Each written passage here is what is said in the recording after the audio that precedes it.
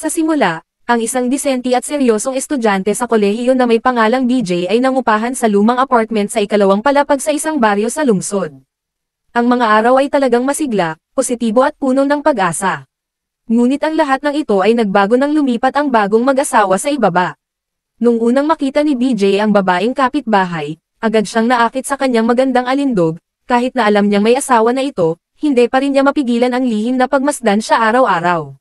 Kahit na may makapal na sahig sa pagitan nila, hindi pa rin napipigilan ang kanyang halimuyak na kumakalat. Sa kabila nito nangangamba si BJ na baka hindi pansinin, isang hamak na estudyante lang siya, bilang tagapagtanggol ng dalisay na pag-ibig, ang tanging nais niya lang ay masilayan siya kahit na mula sa malayo. Ang babaeng kapitbahay na si Pinay ay mahiyain, kahit isa siyang may bahay ay may malamig na personalidad at tahimik na anyo.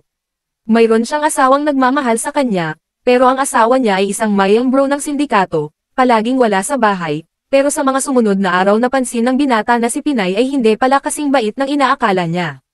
Madalas siyang mag-stream ng medyo malazwa kapag wala ang asawa niya, niloloko ang mga lalaki para magbigay sa Gcash account niya. Naisip ng binata na biglang bumaba ang dangal ng babae, at kung kaya niyang ipagkanulo ang asawa para sa mga lalaki, pwede rin kaya siya. Iniisip niyang kahit wala siyang pera ay pogi naman siya, pero lagi lang siyang may lakas ng loob sa isip, kaya't patuloy na lang siya sa pagmamasid kay Pinay.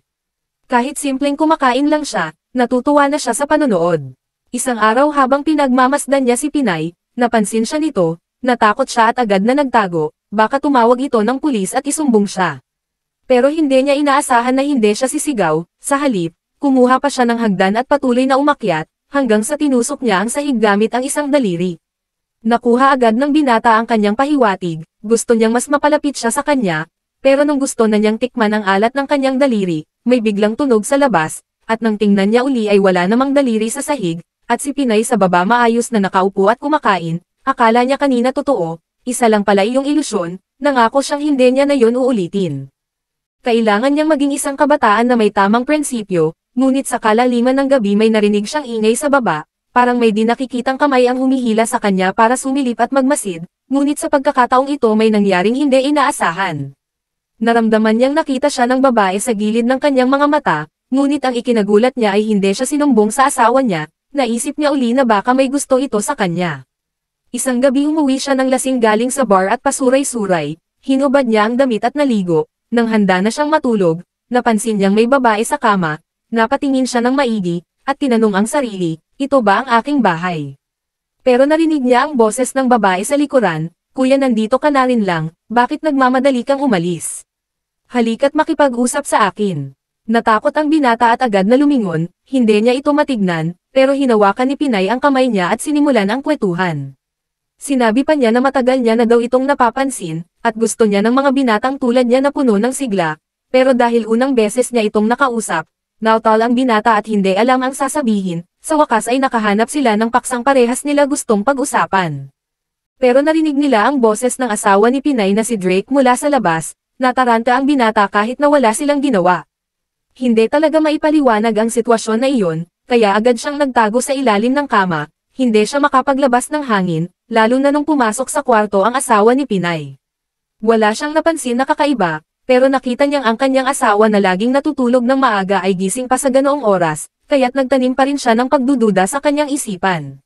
Mabuti na lang hindi siya sumilip sa ilalim ng kama, sa halip ay natulog siya agad, at ang binata ay naghintay na humilik siya bago maingat na lumabas ng bahay. Akala niya hindi na siya makakalabas ng ligtas kaya napangisi siya. Hindi niya alam na sobrang duda pala ng asawa ni Pinay, kahit na wala siyang nakita. Pero kinabukasan nagdala siya ng baril at nagmumura sa kalye. Pinilit niyang tanungin ang kanyang mga kapitbahay kung alam ba nila kung sino ang pumasok sa bahay niya kagabi at sinamantala ang asawa niya. Ang binata ay walang lakas ng loob na humarap. Pero buti na lang pinatunayan ng babae na walang nangyari sa kanya at napahinahon ang asawa. Pero pagkatapos ng insidenteng iyon, napagtanto ng binata na malupit pala ang asawa ni Pinay kaysa sa inaakala niya. Kung gusto niyang mabuhay, kailangang putulin niya ang koneksyon kay Pinay. Kaya simula noon, sinadya niyang umiwas kay Pinay tuwing lalabas siya, ni hindi niya magawang tumingin sa kanya. Pero hindi niya inaasahang mamalasin ang asawa ni Pinay, kinabukasan nagkaroon ng kaguluhan sa gang na kinabibilangan niya, ang lider ng sindikato ay napagbintangan at nakulong.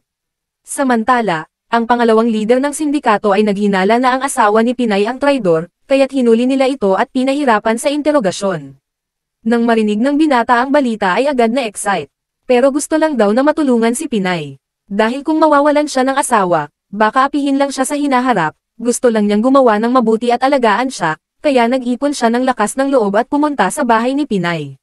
Ang hindi nila alam, nabuhay pa pala si Drake at nakatakas at papauwi na siya. Sabik na nagbembangan ang dalawa ng matagal, hindi nila namalayan na nasa pintuan na pala si Drake, duguan siyang gumapang papasok sa bahay at iniisip na kung mamamatay man siya ay dapat kayakap niya ang asawa niya, kaya pinilit niyang huminga hanggang makabalik ng bahay. Pagpasok niya, narinig niya ang ungol ng dalawa. Dahil dito, nagalit ng todo si Drake, biglang nawala ang sakit ng katawan niya, galit na galit siyang pumasok hawak ang baril, at nahuli niya ang dalawa sa akto, nang malaman na ang binata pala ang kalaguyo ng asawa niya, namula siya ng husto sa galit at tinawag silang walang hiya. Sa takot ng binata, napaupo siya sa sulok at paulit-ulit na humingi ng tawad, nagmakaawa na patawarin siya. Si Pinay naman ay nanginginig sa takot at hindi na makapagsalita ng maayos. Si Drake na halos matitigok na ay bigla na lang lumakas dahil sa sobrang galit sa kanila, pero alam niyang sandali na lang ang buhay niya, parang huling sigla na lang iyon, at kapag namatay siya mawawalan ng sandalan ang misis niya, kaya hindi niya binaril ang binata para patayin. Sa halip, ipinagkatiwala niya ang misis niya sa binata, sinabi niyang alagaan ito ng maayos at mahalin.